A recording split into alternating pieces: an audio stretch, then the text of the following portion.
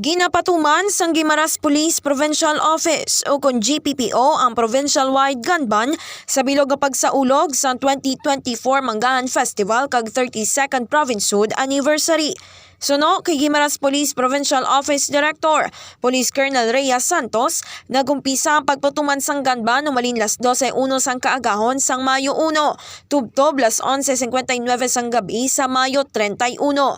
Bangod sini, suspendido ang permits to carry firearms outside of residence, magluwas sa mga miyembro sang Armed Forces of the Philippines o kun AFP, kagiban pa nga law enforcement agencies nga yara sa ila trabaho. Samtang wala pa sang may nadakpan nga mga talatapan nga naglapas sa ginapatuman nga gun ban. Everybody is welcome gid no na magkadto sa Guimaras para sa Manggahan.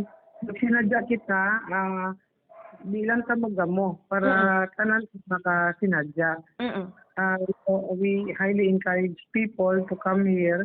Yung may mga registered firearms, you don't worry, you don't need to bring your firearms. We will secure you here in Guimaras. Nagapangabay naman ang Guimaras Police Provincial Office sa publiko sang kooperasyon agod nga masiguro ang seguridad sang komunidad.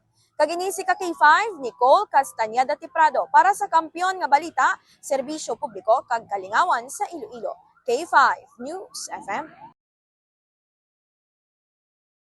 This news is brought to you by, do you feel tired all the time? Do you have frequent infections? Do you have always cold? It's a sign of low immune system. Boost your immune system with Clinica D3 Bio. Antibacterial, natural antioxidant, immune system booster. Clinica D3 Bio has vitamin D3, lauric acid, and monolurine to fight against all viruses. Try Clinica Vitamin D3 with Coccus nocifera.